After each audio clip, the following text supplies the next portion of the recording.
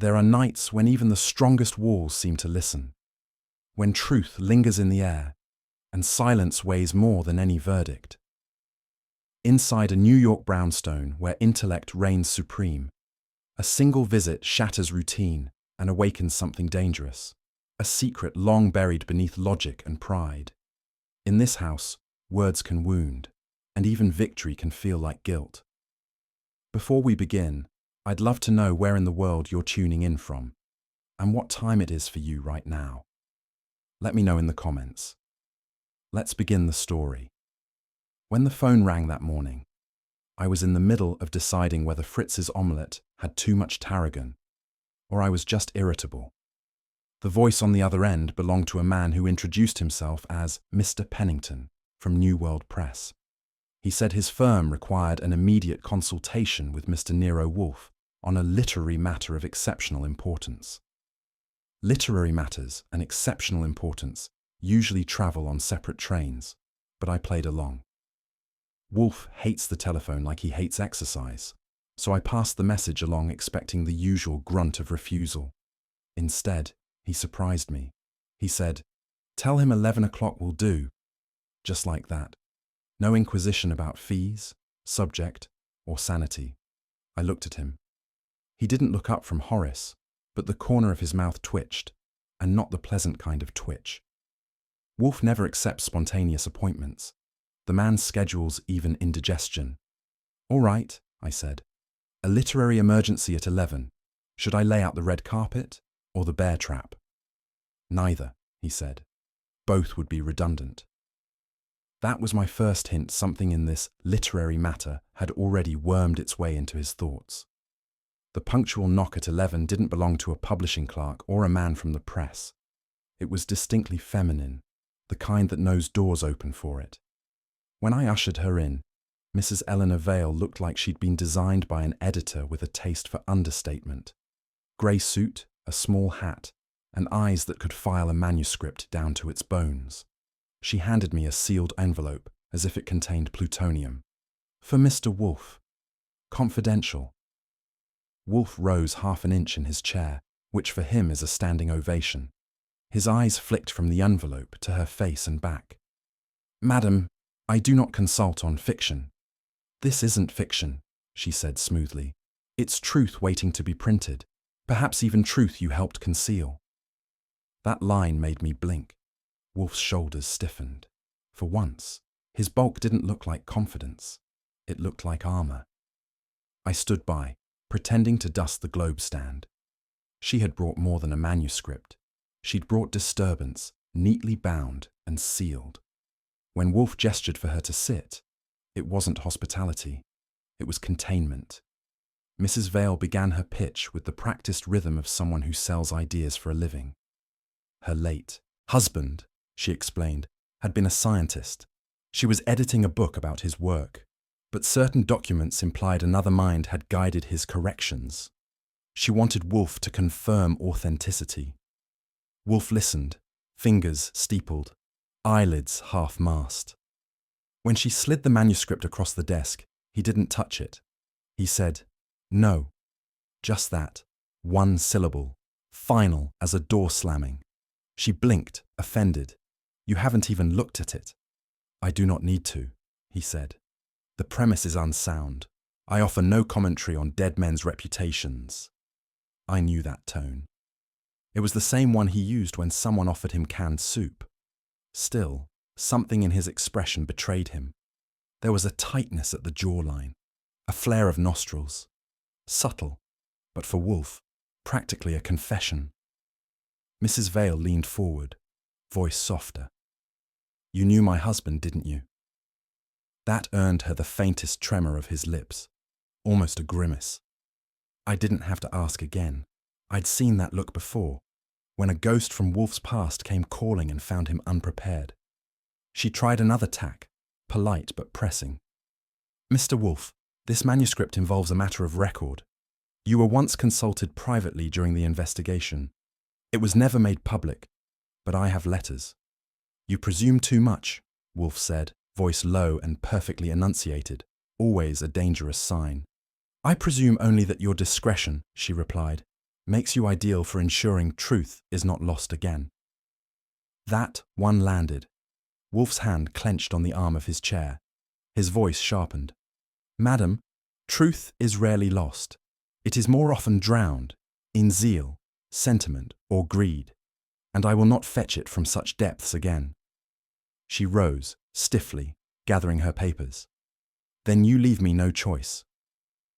On the contrary, Wolfe said, I leave you your conscience. I stepped in before the air could curdle further. Thank you, Mrs. Vale. We'll have your cab brought around. And for what it's worth, this is the most excitement we've had before lunch. She gave me a tight smile. Then I'm glad to have brightened your morning, Mr. Goodwin. When the door closed behind her, Wolfe's silence weighed as much as his chair. I knew better than to speak first. Wolfe finally moved, not toward his desk, but toward the hall. Archie, I shall be among my orchids. See that I am not disturbed. That was an order he issued about twice a decade. When the orchids outranked humanity, something was brewing. I gave him a few minutes, then followed. Fritz was polishing silver in the kitchen and pretended not to notice. In the orchid room, Wolfe stood motionless before a bed of Miltonias, mist curling around him. The colour had returned to his face, but not the calm. Beautiful, aren't they? I said. Though if I had to choose between those and Mrs. Vale, I'd say the flowers have better manners. He didn't turn. Archie, I will not be baited. I wasn't fishing, but she rattled you. He pivoted slightly, and for an instant I caught his eyes, sharp, calculating, almost weary. Some women, he said slowly, are dangerous, not for what they know, but for what they remember. Then he turned back to the orchids. That was dismissal. I took it, though the question in my mind wouldn't stop blooming. Whatever Mrs. Vale remembered, Wolfe had hoped she'd forgotten. The Brownstone was quiet that evening. Fritz read in the kitchen, and I sat in the office typing notes that meant nothing. Wolfe had retired early, allegedly to read, which in his language often meant brood. As I turned off the lights and headed upstairs, I passed his door. Through the faint crack, I heard something, low, rhythmic. Latin. Wolfe recited Latin the way some men pray. I caught enough to translate later. Domus meminit quod vir obliviscitur. The house remembers what the man forgets. That one line was enough to keep me staring at the ceiling for an hour. Wolfe didn't quote dead languages for effect. He used them as camouflage. I thought of Mrs. Vale's steady eyes, Wolfe's flinch at her husband's name, and that unopened envelope on his desk. Something told me this literary consultation had roots much deeper than ink and paper. When I finally closed my notebook, I wrote one line, the only one worth writing. Wolfe didn't just dislike that woman, he feared what she might already know. And in Nero Wolfe's house, fear, like memory, never stayed buried for long. It was a little after midnight, and I was wrapping up the day's paperwork, the kind Wolfe insists I do promptly and legibly, though he never reads it. The Brownstone was quiet in its usual respectable way. The radiator hissed, the clock ticked, and New York hummed faintly outside like a tired beast. Then came a sound that didn't belong. It wasn't the ordinary sighing of old wood or Fritz's late-night raid on the pantry. It was deliberate, measured, a soft, even rhythm of footsteps in the hall. I put down my pen. Wolfe never moves after 11 unless the building's on fire, and Fritz's tread is light and rhythmic, not cautious. Whoever it was, they knew where they were going, or thought they did. I waited. The steps paused, then started again, closer. There's something about hearing a floorboard shift that makes your skin tighten, especially in a house that's supposed to sleep like a monk. When they stopped, the silence thickened. I slid my chair back, slow as honey. Whatever prowled our hallway had either vanished into thin air, or was standing just outside the office door listening to me breathe. The door was ajar, not wide, just enough to make you feel uninvited. That alone was treason in this household. Wolfe treats an open door like an unwashed plate, tolerable for 5 seconds, unforgivable after 10. I nudged it open with 2 fingers. The air inside was disturbed, faintly warmer, scented with something that didn't belong to Orchid's or Fritz's kitchen. A trace of perfume, maybe, or dust freshly stirred. The desk lamp was still on, casting a mellow glow over Wolfe's chair and the sacred mountain of papers he calls his system. Everything looked the same, but I've lived too long in that room not to feel when something's off. The equilibrium was wrong, like a clock running half a beat fast. I moved quietly, scanning surfaces. The rug had a new ripple. The ashtray on the edge of the desk had shifted. Not by much, maybe an inch. But in Wolfe's world, that inch could be a crime. For a second, I thought I heard a breath. Faint, quick, almost human. I turned fast, but the air only mocked me with stillness. Someone had been there, and if I knew Wolfe, that meant they'd touched something worth guarding. It didn't take long to find it.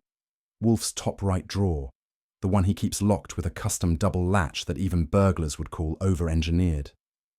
The brass plate bore a small, fresh scratch near the keyhole. I bent close. Someone had tried it. I didn't open it right away. I stood there first, trying to picture who would have the nerve. No thief gets sentimental about paper, and Wolfe doesn't keep cash or jewels there. Whatever it wasn't for profit. Finally, I unlocked it. Inside lay the usual: documents, letters, one of those old fountain pens Wolfe swears by, and a single envelope marked personal. Ormond Vale. I didn't touch it, just studied its position. If Wolfe noticed it moved an inch, I'd have to sleep in the basement. Everything looked intact, but I couldn't shake the sense that the air itself had changed.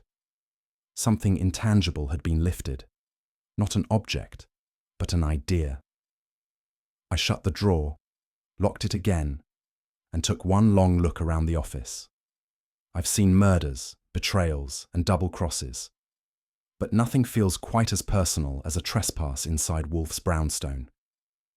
That's not breaking and entering. That's blasphemy. I didn't have time to decide whether to wake Wolfe or bury the drawer in concrete. His door opened behind me, and there he was, robe, slippers, eyes sharp as a hawk that hadn't eaten in days. "What is it?" His voice was low, without the bloat of sleep.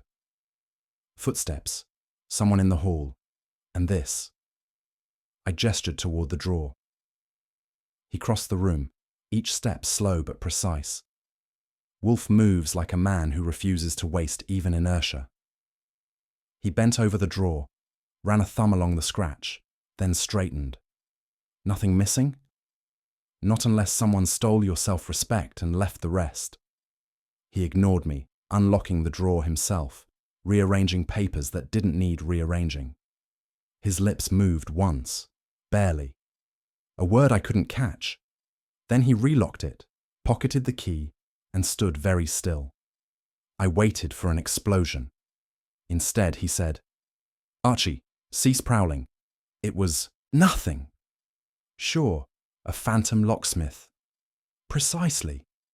His tone was final, but his eyes weren't. They lingered on the drawer a moment too long before turning to me. There was thought there, and unease. When Wolfe starts lying to himself, the night's far from over. "Want me to ring up Kramer?" I asked. "He'd love to chalk up a midnight mystery."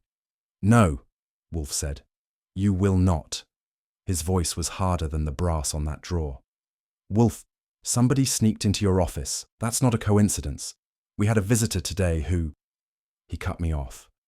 "There will be no intrusion from outside." Meaning we contain our own problems. If the police enter this house, they will contaminate it with supposition and stupidity. "That's your usual argument," I said. "But right now we've got fresh scratches and a lady with motives." His gaze turned glacial. "Archie, enough." There was no winning that one.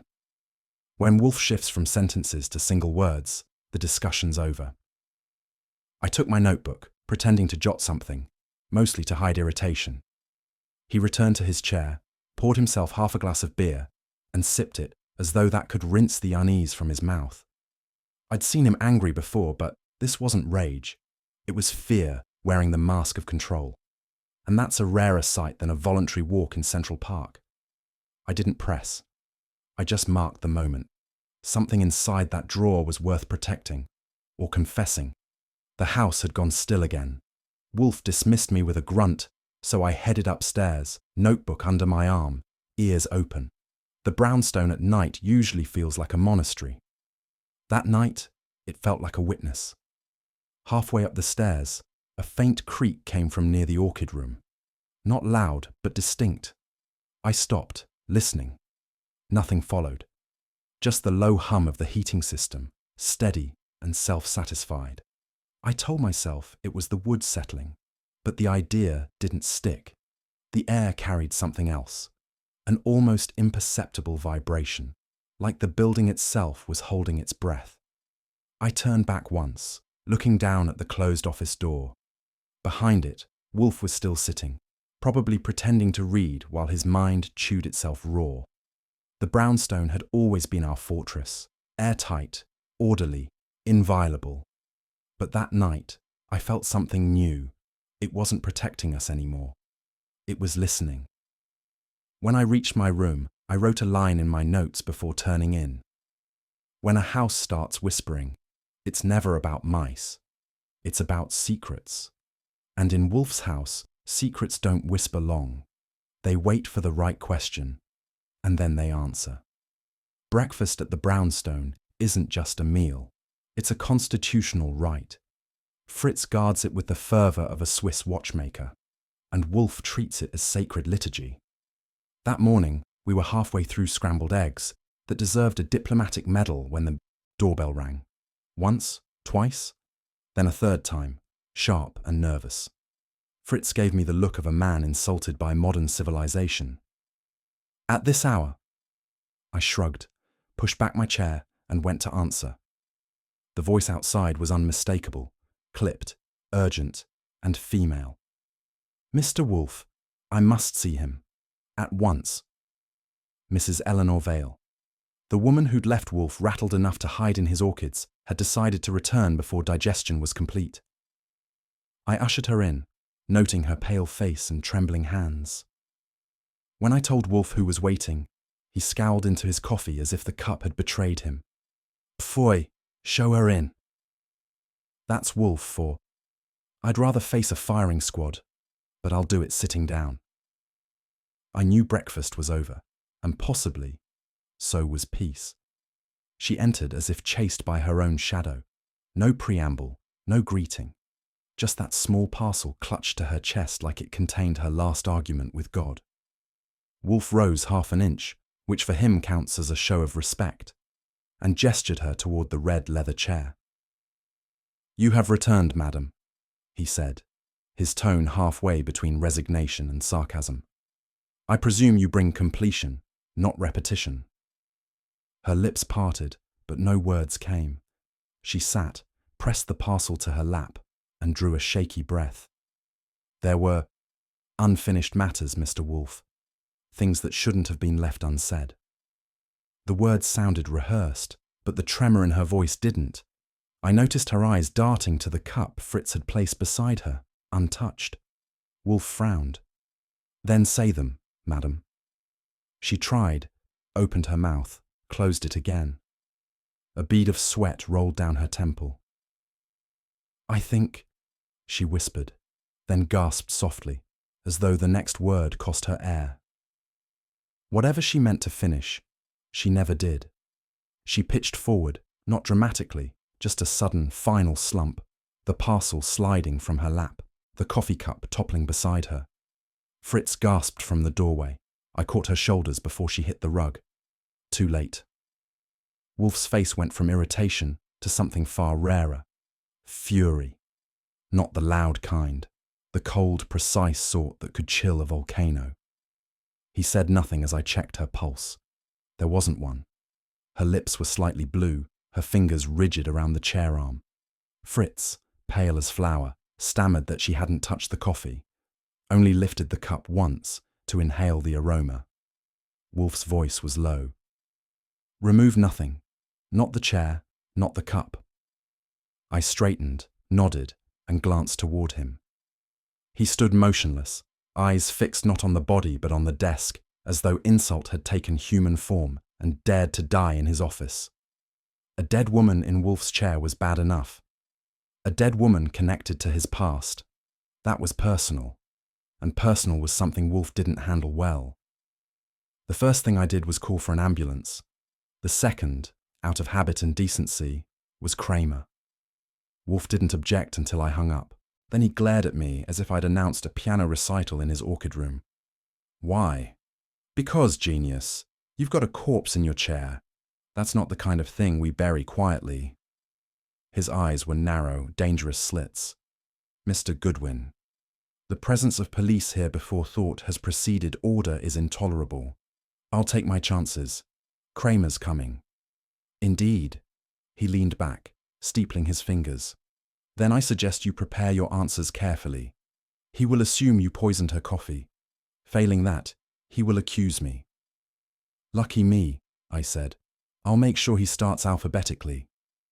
Wolfe's nostrils flared, not in anger, but calculation, the kind that meant he was already assembling facts faster than I could reach for the phone. Still, when the knock came 20 minutes later, his eyes flicked toward me. Not with trust, but with the weary certainty that human stupidity was about to fill his office again. And he wasn't wrong. Kramer arrived like thunder in a wrinkled suit. He filled the room with smoke, suspicion, and civic righteousness. "Dead woman in your chair, Wolfe. Must be a novelty for you." "She was alive when she entered," Wolfe said.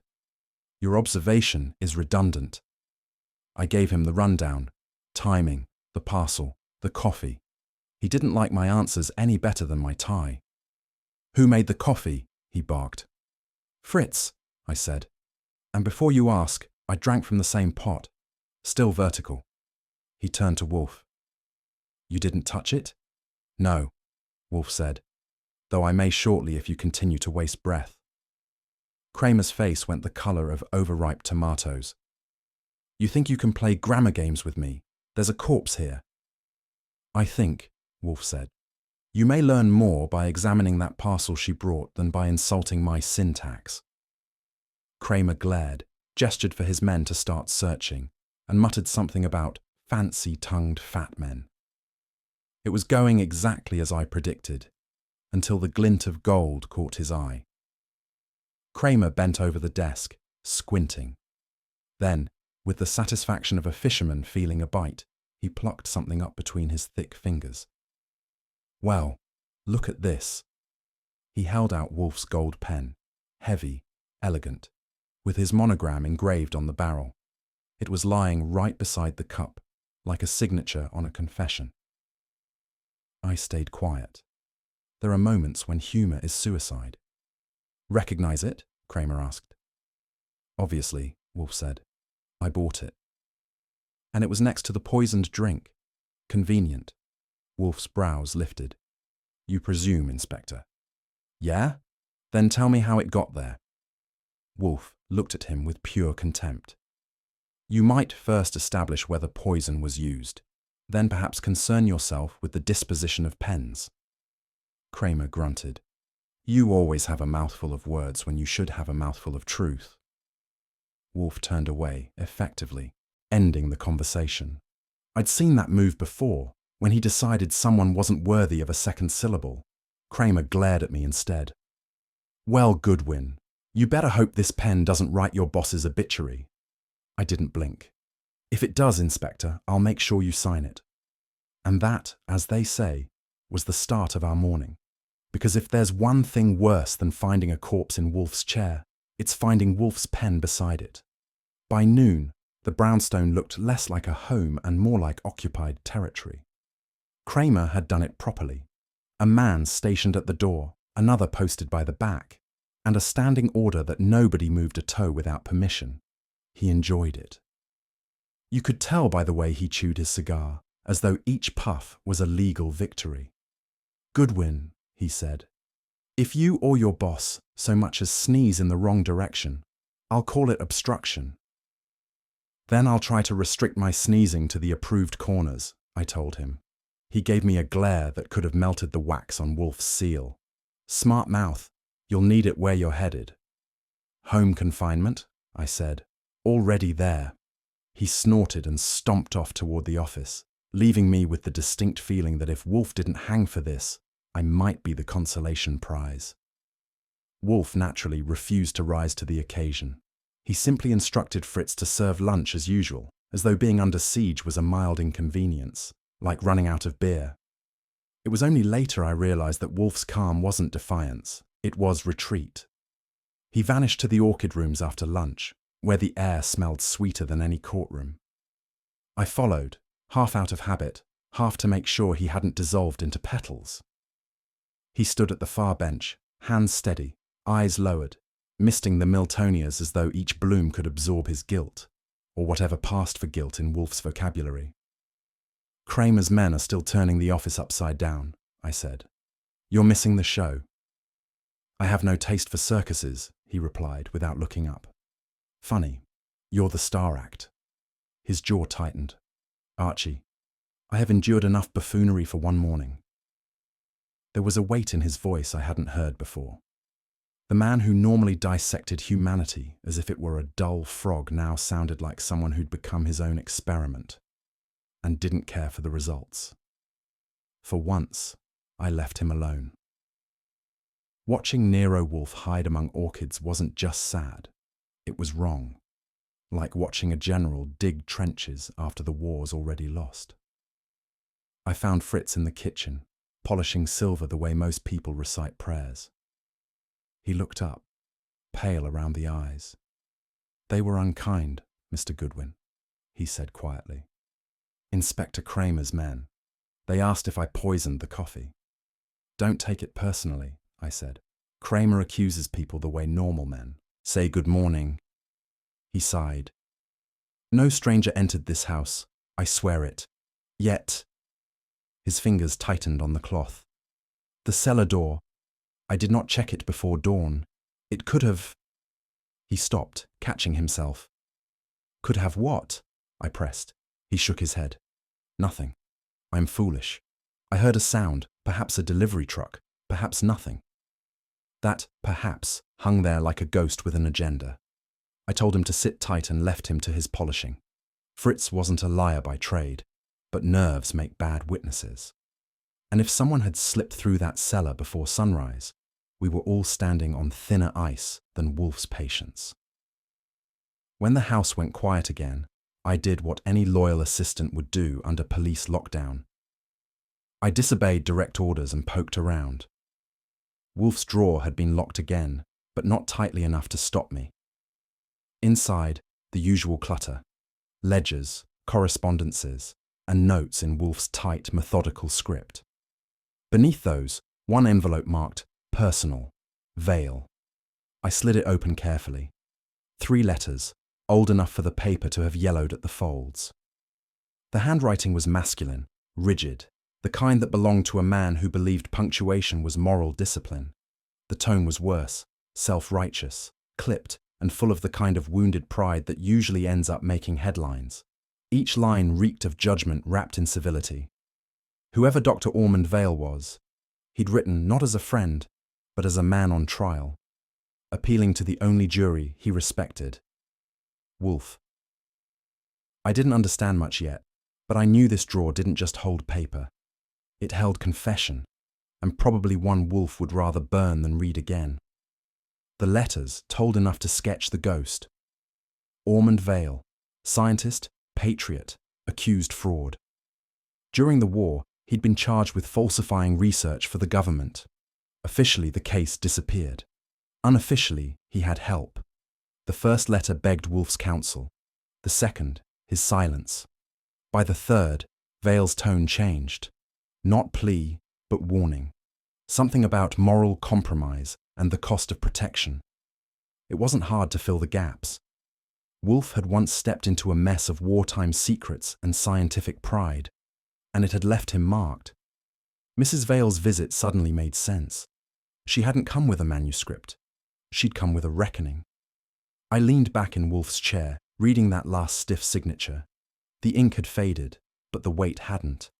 Wolfe's hostility toward the widow wasn't disdain. It was self-defense. He wasn't afraid she'd expose a lie. He was afraid she'd remind him of the truth he'd helped bury. I brought the letters to the orchid room. Wolfe didn't turn around when I entered. He must have known from my footsteps that I'd been somewhere I shouldn't. "I found these," I said. "You kept them too close to call it chance." He didn't move. "Put them away, Archie. They're from Ormond Vale." I said, "Put them away." I waited. "You could at least read them." "No." He finally looked at me, eyes dull but steady. "They were meant to stay unread. I kept them only because destroying them would be too deliberate. I am not fit to play judge again." That wasn't anger. That was sorrow wearing Wolfe's voice. I stood there a moment longer, the letters in my hand suddenly heavier than lead. He turned back to his orchids. "Archie, when a man's past calls, it is seldom for conversation. Leave it be." I left, but I didn't promise obedience. I've never been good at that. Back in the office, I did what every sensible man should do when his employer tells him not to. I read the last page. The final letter was brief, the tone resigned, a man already packing for his grave. But the closing line stopped me cold. "If my wife ever learns the truth, the Brownstone itself will betray you." I read it twice. The words sounded half poetic, half prophetic. But they reeked of something else, a secret shared in confidence, one heavy enough to drag both men under. I looked around the office, the polished desk, the books, the heavy air of logic and order, Wolfe's fortress. Except now I knew it wasn't just built of stone and oak. It was built of silence. Silence bought, kept, and now cracking. For once I didn't feel clever. I just felt cold. Outside, Kramer's man paced the stoop like a sentry guarding guilt. Inside, Wolfe tended orchids and refused to speak. I slipped the letters back into the drawer and locked it again. It wasn't the cops that had Wolfe cornered. It was the past, and this time it had a key. If there's one thing more exhausting than Kramer's gloating, it's public records. They're like bad poetry, too long, mostly redacted, and never rhyme.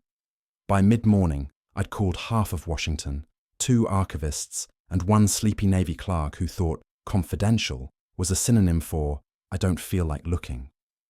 Dr. Ormond Vale's name did show up, though, buried inside a wartime research file stamped restricted. The file's description was polite but vague. Biochemical development. Project 9A. Then came the kicker. Terminated under administrative review. In plain English, scandal. Each new call added mud instead of clarity. Some said Vale falsified reports. Others said he'd been scapegoated for a project too secret to defend. Nobody agreed on what he'd done. Only that he'd done something worth forgetting.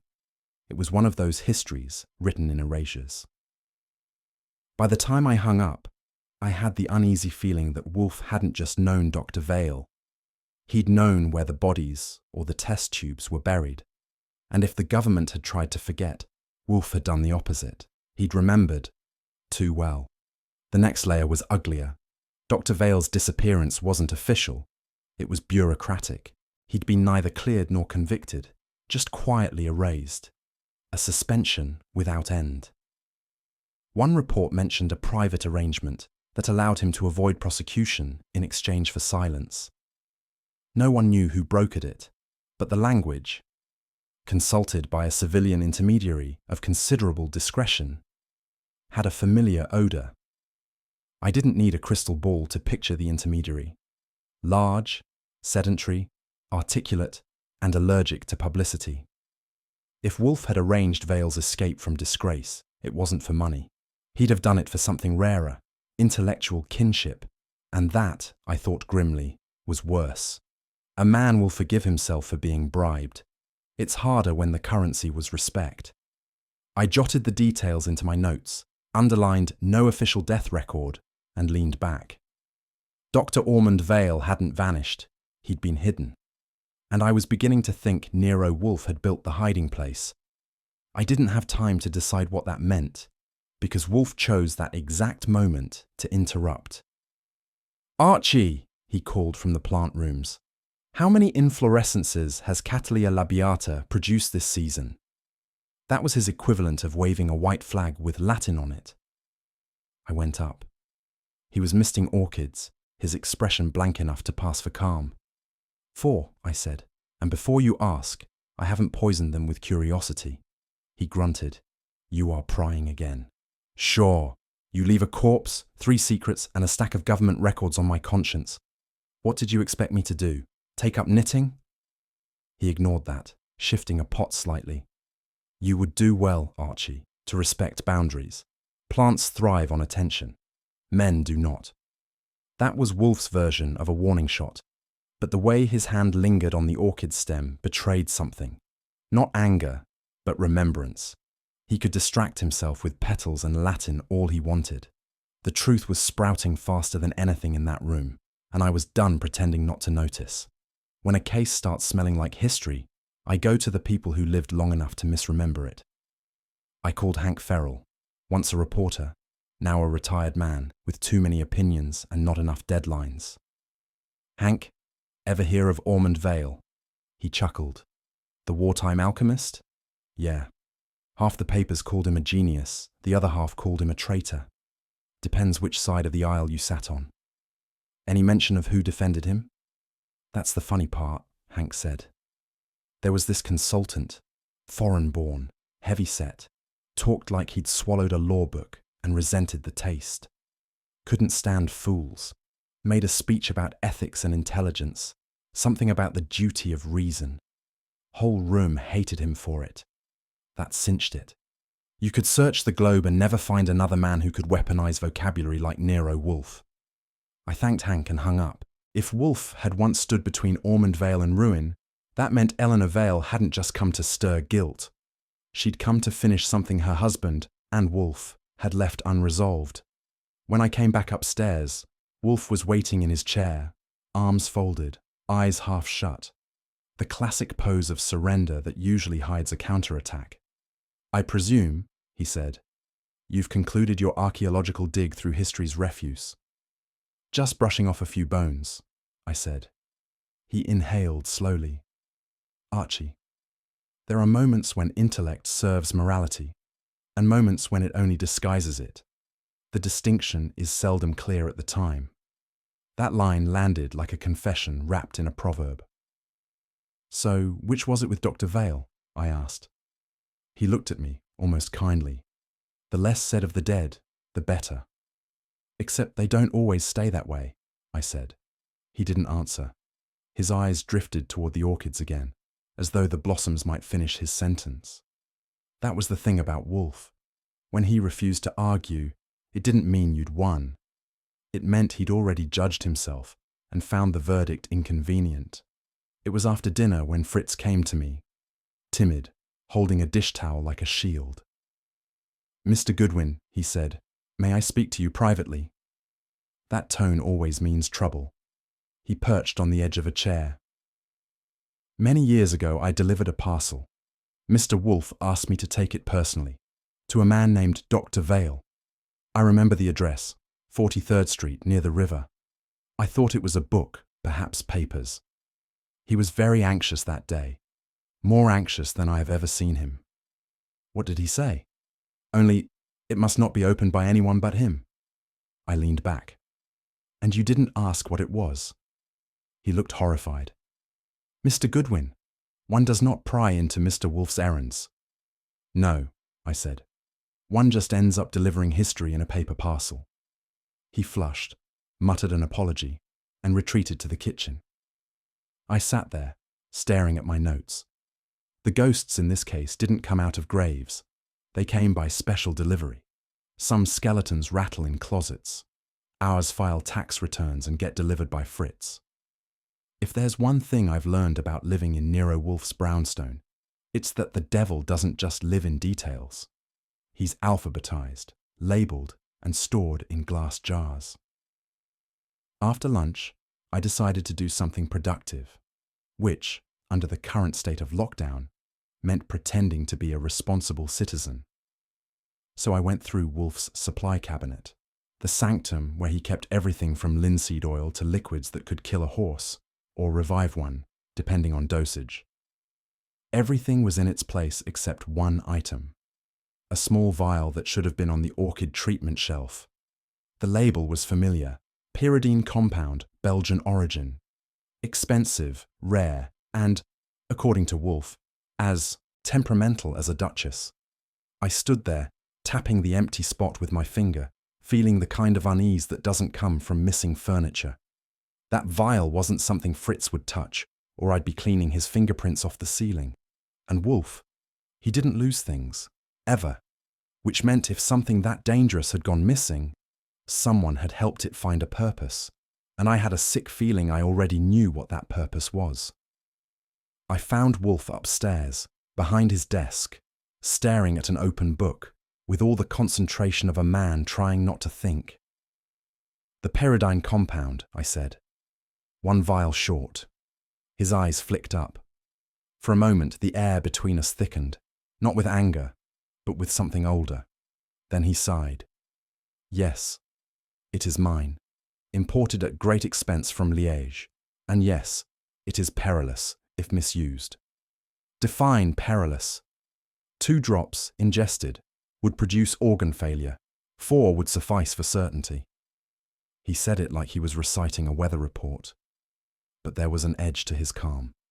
The kind that means the mind behind it is working too fast for comfort. "I keep it locked," he added. "Always." "And yet it's gone," I said.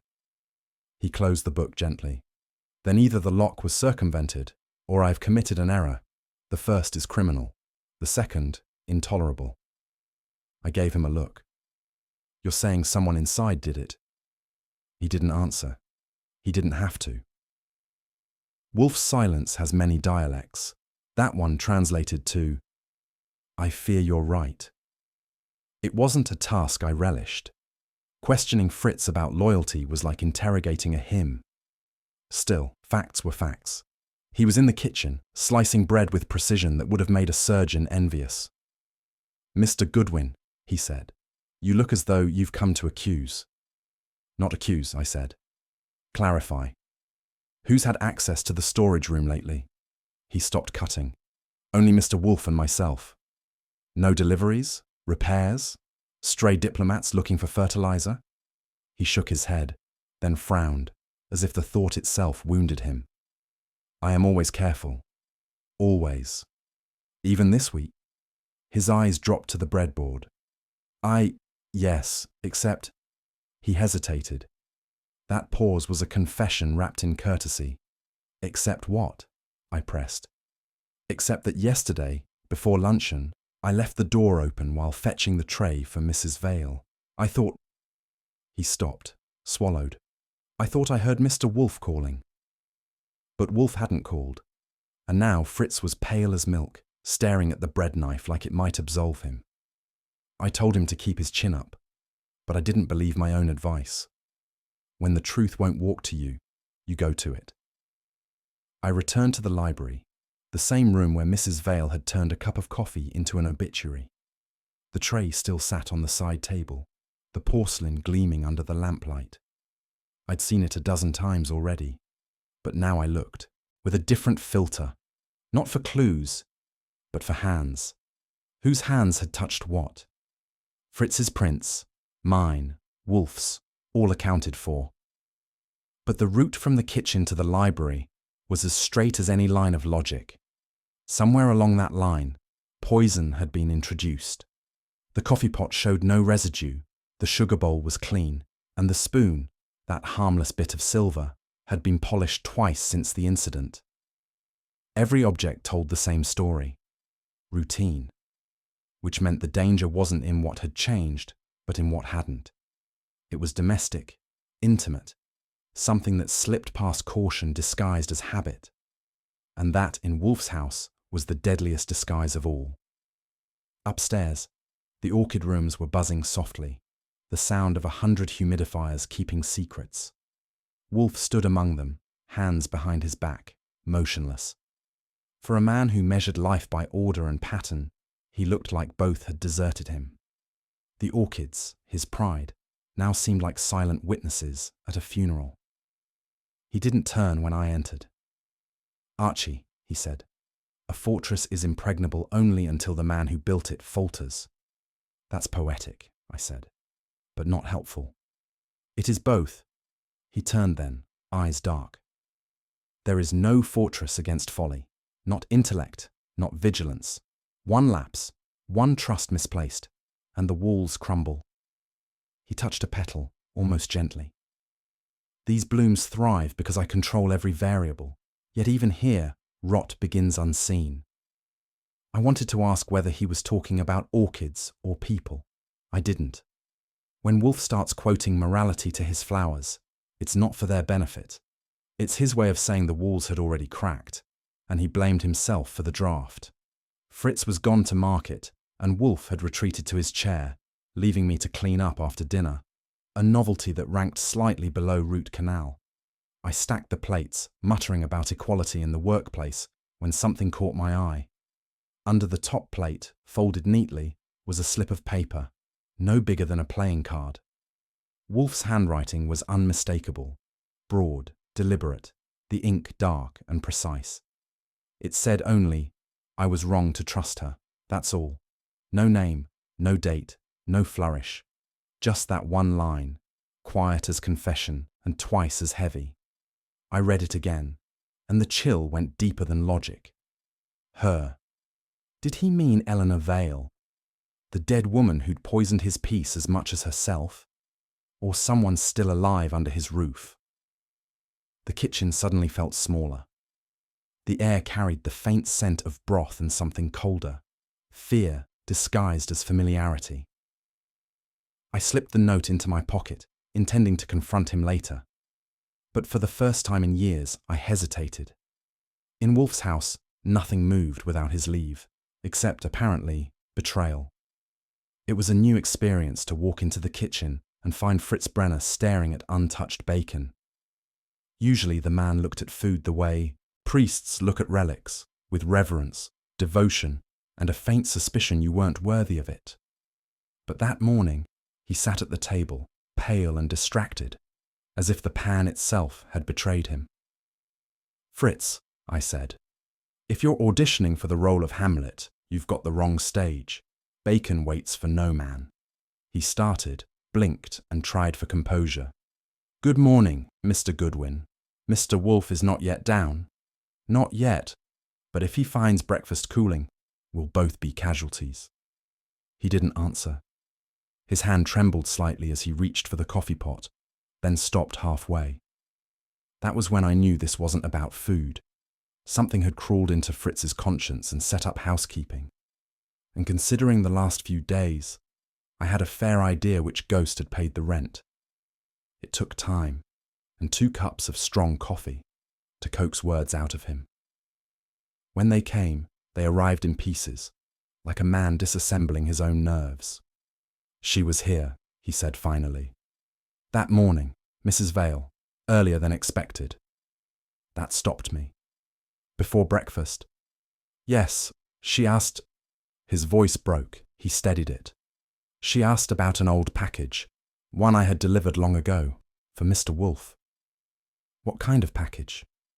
"I do not know. I never opened it. But she knew of it." "How?" His eyes darted toward the pantry, as if the shadows could overhear. "She said it concerned her husband. She asked if I remembered the address." "And you told her?" He shook his head fiercely. "No, I said nothing. But she looked..." He hesitated, swallowed. "She looked afraid, Mr. Goodwin, and when I see her face now, I think she had reason." The tremor in his voice wasn't guilt, it was prophecy. Fritz's last word hadn't finished echoing when a sound behind us made him jump. The kitchen doorframe filled like a storm cloud. Wolfe. He stood there in his robe, motionless but immense, the kind of presence that makes air an accessory. His eyes swept the table, the cold bacon, the pale cook, me leaning like I'd just been caught plotting treason. "Fritz," he said, his tone soft as winter velvet, "you have been speaking of what should have stayed unspoken." Fritz blanched. Mr. Wolfe, forgive me. Enough." It wasn't shouted, but it landed like thunder. I stayed put, because movement under those conditions is hazardous. Wolfe's silence after that single word was worse than the word itself. He turned, slow as judgment, and stared at me. "Archie," he said evenly, "if you have been encouraging this, I advise you to reconsider your profession." I didn't answer. I was too busy bracing for the explosion I could already feel brewing beneath that calm. When it came, it wasn't the kind of rage you could duck. It was the implosion of a mind turned on itself. "Confound it!" Wolfe burst out, his voice cracking the still air. I have been a fool." That stopped both of us cold. Fritz stammered something, but Wolfe silenced him with a raised hand. "No, Fritz, you are guiltless. It is I who am guilty. Of arrogance, of presuming mastery over consequence." He paced once, then halted, gripping the edge of the table so hard his knuckles blanched. I believed that reason, could order every act and neutralize every danger, but a single act of indulgence, a single moral compromise, and I have built catastrophe. His voice fell lower, heavier. I tried to control it. Now it controls me. I'd seen Wolfe angry, furious, even murderous in debate. But this wasn't that. This was confession, stripped of its usual armor. It wasn't for us. It was for himself. When he was done, he turned and walked out, not retreating, but withdrawing, like a tide that takes the air with it. The silence that followed was so complete, the kitchen clock sounded intrusive. Fritz sat down, face drawn, his hands trembling over the tablecloth. I leaned against the counter, trying to process what I'd just witnessed. Wolfe's fury was rare, but guilt, genuine self-inflicted guilt, was something else. It didn't fit him. It bent him out of shape. "Mr. Goodwin," Fritz whispered. "He blames himself." "Looks that way. But he did nothing wrong." "That," I said, "isn't stopping him." For the rest of the morning, the Brownstone might as well have been a tomb. No orders, no summons, no movement from upstairs. If logic was Wolfe's religion, then what I'd seen was his heresy. And for once, I had no sermon to fix it. By late afternoon, I'd run out of patience, caffeine, and theories. Then the bell on Wolfe's desk rang, one sharp note that could have woken the dead. I went in. He was seated at his desk, immaculate again, every trace of earlier turmoil buried under formality. Only the pallor around his mouth gave him away. "Archie," he said, "call Inspector Kramer." For a second I thought I'd misheard. "Call? What? Invite him back?" It wasn't a suggestion. It was an execution order, of habit, privacy, and pride. "You're sure?" I asked.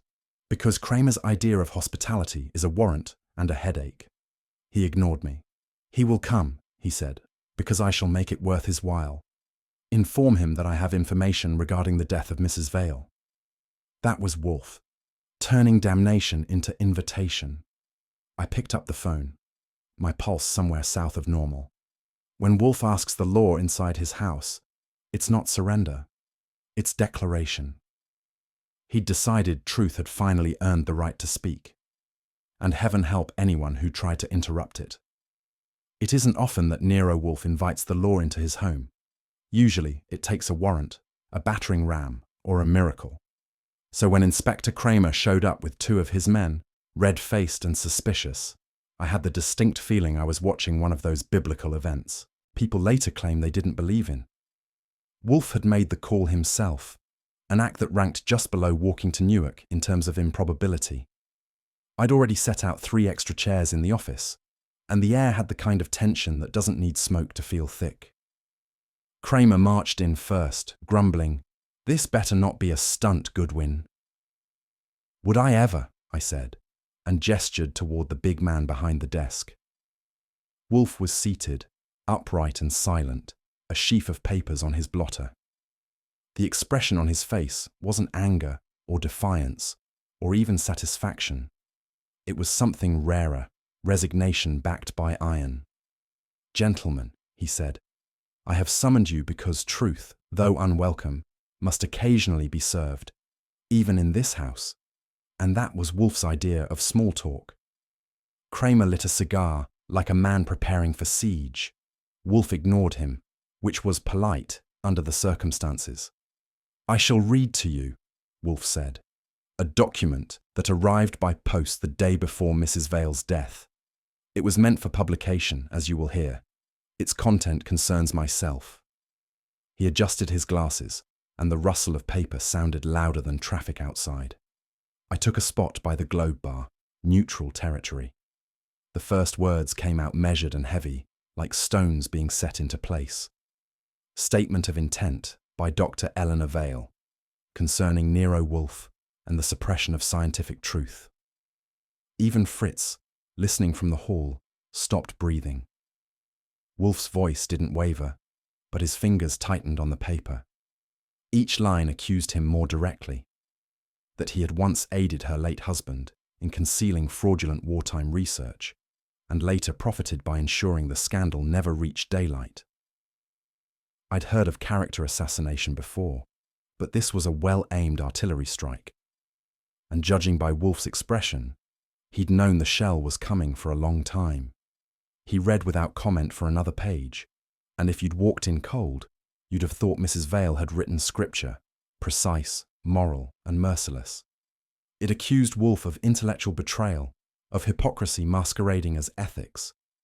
But something about it was off. The prose was too balanced, the punctuation too symmetrical. I've spent enough years listening to Wolfe dictate letters to recognize his rhythm, the cadence that turns arrogance into music. And this thing had it. It wasn't Mrs. Vale's voice. It was a forged echo of his own. Kramer, of course, was chewing on his cigar like it had personally insulted him. You telling me this came from her? It bears her name, Wolfe replied, eyes flat, but not her hand. He read one more paragraph, then stopped. The line accused him of suppressing a serum developed by Dr. Vale, a compound capable of saving thousands if only Wolfe hadn't interfered. That's when he folded the page, set it down, and said quietly, That, gentlemen, is enough. Falsehood to sustain a dozen publishers. The pause that followed could have chilled soup. Wolfe drew a slow breath. This, he said, tapping the paper, is a fabrication. Kramer grunted. Convenient word, that. Wolfe's glare silenced him faster than a judge's gavel. Observe. This typeface, Garamond, 12-point, was never used by Mrs. Vale. Her correspondence, preserved in my files, was typed on an Underwood standard with a chipped E. You will note, this document's E is perfect. He leaned back, eyes glinting. And the serum described here, compound epsilon, is nonsense. Dr. Vale's actual field was nutritional biochemistry, not immunology. Whoever wrote this failed to understand even his frauds properly. Each correction struck like a hammer, not defensive, but destructive. Finally, he added, Mrs. Vale's diction favoured brevity. This, however, indulges in verbosity, an affectation she detested. He folded his hands. In sum, the forgery was crafted by one who admired my style more than he understood my methods. That was Wolfe's version of drawing blood. Kramer wasn't ready to hand him a halo just yet. All right, he growled. So maybe it's fake, but you expect me to take your word for it? Wolfe raised an eyebrow. No, Inspector. I expect you to take Mrs. Vale's. He gestured toward a small folder, recovered from her handbag after her death, her true notes. Compare the handwriting, the tone, the references. You'll find them incompatible with this drivel.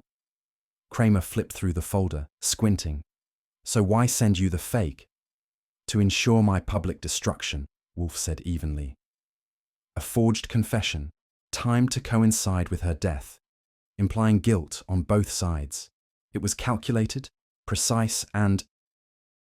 He turned his gaze to the man sitting quietly in the corner chair, the publisher, invited by Wolfe himself. Marketable. The word hung in the air like smoke. For once, even Kramer didn't interrupt. He knew that tone.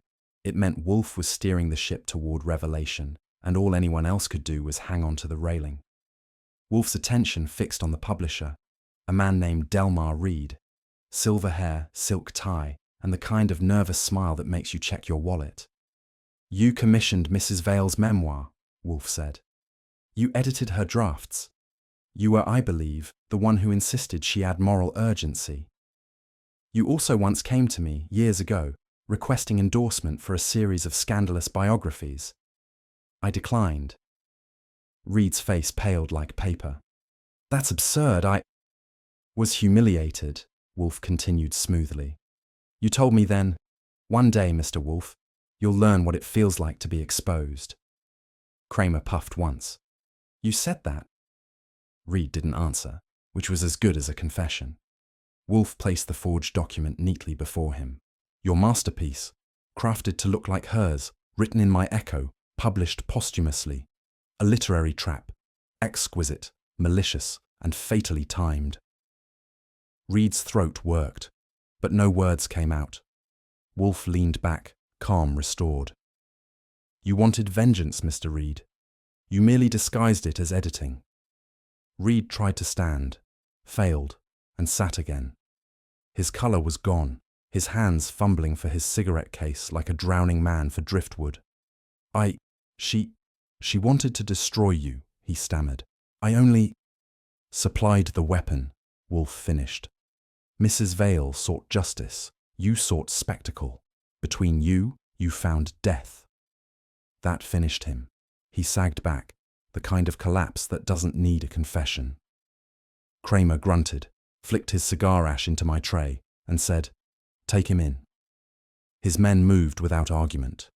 Reed didn't resist. He just looked at Wolfe once, not with hate, but something worse, recognition. When they were gone, Wolfe exhaled slowly and pressed his fingers to his temples. The anger was gone. Only fatigue remained. Justice, he said softly, is not victory, Mr. Goodwin. Merely the removal of lies. I nodded, though it didn't feel like a win. The air in the office had gone still again, as if the house itself was catching its breath. Wolfe hadn't just cleared his name. He'd rewritten the ending. And the trouble with truth, I thought, jotting it down, is that it always insists on its own publication. Wolfe began the session the way a general opens a siege, by drawing the perimeter. He didn't rise. He never does for mere mortals.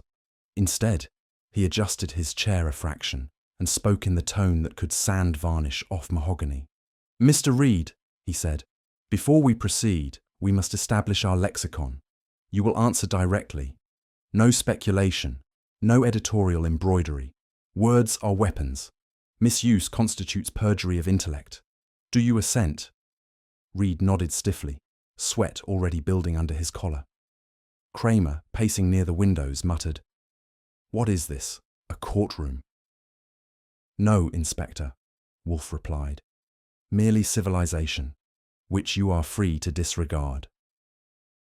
I took my usual seat by the typewriter, though this wasn't a dictation. It was dissection. Wolfe wanted the record straight, and I knew every syllable would carry weight later. Reed cleared his throat. I'll answer what's asked. Good, Wolfe said, leaning back. Then we shall begin. Not with guilt, but with grammar. The former is derivative of the latter. That earned him a glare from Kramer, which he accepted like applause. Wolfe picked up the forged confession, his fingers barely grazing the pages. Observe, he said. The sentence construction here, I have long held silence to be the price of intellect, bears a rhythm alien to Mrs. Vale's letters. She favoured parataxis, short clauses, minimal adornment. Reed tried a smirk. Writers improve, editors assist. Writers evolve, Mr. Reed, Wolfe corrected smoothly. Editors adulterate. This passage reeks of both self-conscious polish and cowardice. In short, your perfume. Kramer chuckled under his breath. Wolfe continued, relentless. Further, the phrase, "a mind that sells discretion cheapens truth." That is mine, verbatim, from an interview published in Harper's 5 years ago. You cribbed it, sir, and wrapped it in melodrama. Reed flinched, the smile gone. The counterfeit hand always trembles, Wolfe murmured. You have not forged her confession. You have forged my diction. A fatal vanity. He let the silence lengthen, like a noose settling. Then softly, language betrays its master before he knows he has spoken.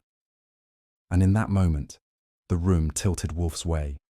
Having reduced the man's syntax to rubble, Wolfe shifted to substance. Now, science. The manuscript asserts Dr. Ormond Vale was developing an enzymatic serum for post-combat neuroregeneration. He lifted an eyebrow. Archie. Checked it, I said. Doesn't exist. The nearest thing is an army-funded vitamin trial from '43 that failed to impress even the rats. Wolfe nodded. Precisely. Dr. Vale specialized in nutrition, not neurochemistry. He couldn't have conceived this serum, let alone named it. The term itself, enzymatic serum, is an oxymoron, beloved of journalists and charlatans. Reed bristled. That's conjecture. Correction, Wolfe said coolly. It is anatomy. You can falsify morality, Mr. Reed, but not molecular structure. Kramer scratched his chin. So you're saying she couldn't have written it because the science is bunk? Wolfe smiled faintly. I am saying only a layman in pursuit of sensation would have written it. Reed's eyes darted. He looked less like an editor now, and more like a headline caught in its own type. Wolfe closed the file. The lie begins where ignorance hopes for applause. Wolfe steepled his fingers. Now we approach motive. Archie? I open my notebook. Timeline shows Mrs. Vale signed her final publishing contract 8 weeks ago. Payments routed through Reed's company, installments contingent on delivery, and one curious clause. If her manuscript implicated a third party of public note, an immediate bonus of $10,000 was due upon acceptance. Reed's jaw worked. That's standard industry practice. Indeed, Wolfe said, when the industry in question is extortion. He leaned forward. I refused you once, did I not? A decade ago, you proposed a collection of exposés, a vulgar enterprise I declined to endorse. Reed's silence was answer enough. Archie added, you even told him he'd regret it. Quote, you'll print the truth only when it bleeds. Wolfe's eyes half closed. And so he has. Reed snapped, you can't prove motive from memory. True, Wolfe said mildly. But memory, like reputation, leaves a paper trail, and yours is already in type. The silence afterward had weight. You could almost hear pride cracking under it. Kramer wasn't about to let the show end without lighting one last cigar. All right, Wolfe, he growled. So he's a pompous parasite. But you still haven't proved he forged the thing himself. Words and grudges don't hang a man. Wolfe regarded him with patient disdain. Then perhaps this will. Archie? I slid a packet across. Handwriting samples, Inspector. 2 anonymous drafts mailed to Mrs. Vale's address last month. Both from the same Manhattan post office Reed uses for his company correspondence. Postmark verified. The typewriter ribbon impression matches the manuscripts. Kramer glanced up, reluctant admiration sneaking past irritation. You're telling me you got postal records? That's not easy. I grinned. Neither is working here. Wolfe ignored us both. The proof, Inspector, is cumulative. Language, science, motive, and now mechanics. One might resist rhetoric, but evidence is less forgiving. Kramer exhaled through his nose. Fine, you've got your case. Wolfe's expression softened. Not mine, Inspector. Yours. That little reminder tilted the scales neatly back into the law's hands. Wolfe's version of generosity. Wolfe reached for one last folder. Before you retire to gloat, Inspector, permit the coda. He opened it carefully. A draft contract, drawn by Mr. Reed's firm, stipulating an advance for a forthcoming exposé. Subject, the alleged moral hypocrisy of Nero Wolfe. Payment upon national serialization. Kramer gave a low whistle. So if this story stuck, you'd be rich. Reed's voice came out small. It was business. Wolfe's tone chilled. It was avarice draped in ink. You sought profit in scandal, thinking intellect could be trapped between margins. But the truth, Mr. Reed, is not a commodity. It is a creditor, patient, but relentless. He slid the contract toward Kramer. You will find the bank's countersignature sufficient for prosecution. Kramer nodded, grim, but satisfied. This'll hold. Reed sagged back, the colour draining from him faster than ink on blotter paper. Wolfe, meanwhile, merely closed his eyes. Remove him, Inspector. He has already published enough. It wasn't anger in his voice. It was fatigue, the kind that comes from winning too thoroughly.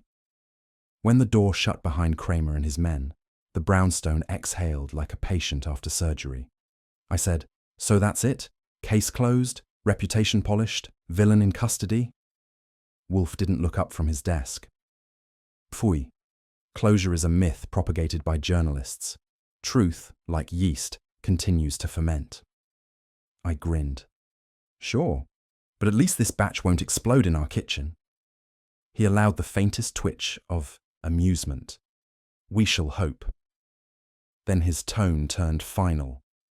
Archie, deliver the summaries to Inspector Kramer tomorrow. He may keep them. I have no further use for vindication. That was Wolfe's way of saying the matter was concluded, by his will, not by law. He lifted his eyes once more. The Brownstone keeps its secrets, as long as I choose. I jotted my last note. Some men print lies. Wolfe footnotes the truth. And when he does, even the paper knows better than to argue. The Brownstone that night felt heavier than architecture had any right to be. A place built for thought shouldn't have to shoulder that much feeling, but the old house did it anyway. Stoically, like Wolfe himself. Even the air seemed to move slower, as if afraid of waking something better left sleeping. I could still hear faint echoes from the day. Kramer's barked questions, Wolfe's measured replies, Reed's half-choked confession. They lingered in the woodwork, like the scent of cigars that never quite leaves the curtains. Somewhere upstairs, the orchid room hummed faintly, its fans working through the dark, keeping the blossoms alive in their suspended world. I caught myself listening for footsteps in the hall. None came. Fritz had retreated to the kitchen, nursing his nerves in silence, and Wolfe was still in the office, seated as if the furniture had absorbed him. For once, the house didn't just feel occupied, it felt conscious, as if it had been forced to witness human frailty and, being wise, had decided not to speak of it again. And maybe that was mercy, or maybe it was complicity. A little after 10, Fritz appeared in the doorway, bearing the tray like a peace offering to Olympus. 2 tall glasses of beer, sandwiches cut with surgical precision, and a face that was doing its best impression of cheer. Order restored, yes? He said. Tomorrow everything will be as before. Wolfe didn't look up from his chair. Pfui, he muttered. Everything is never as before. That took the shine off Fritz's optimism, but he soldiered on. Still, we must eat. The body must not share the spirit's melancholy. He placed the tray on the stand and gave me a look that said, Do something, Mr. Goodwin. I took the hint. Fritz, I said, if you ever open a philosophy cafe, count me out. I'm too young for that much wisdom before midnight. He managed a smile, faint but honest, and retreated to the kitchen, leaving the aroma of bread, mustard, and futile comfort behind him. The Brownstone creaked once, almost approvingly. Or maybe that was just my imagination trying to fill the silence Wolfe left unbroken. After Fritz withdrew, I figured it was my civic duty to prevent the atmosphere from solidifying, so I leaned back, reached for a sandwich, and started in. "Kramer called you a genius twice before he left," I said. "Once by accident, and once like it was a dirty word. You might want to have that framed." No response. Wolfe was reading, eyes steady, the book resting exactly 2 inches from the edge of the desk, which meant he was hiding behind it. "Also," I went on, "you dodged a literary debut. If that forged confession had gone to press, you'd have been the toast of every scandal column from here to Hoboken. I'd have to hire an assistant just to clip your reviews." Still nothing. Just the faint sound of paper turning and the glint of lamplight on his spectacles. It wasn't just silence, it was architecture.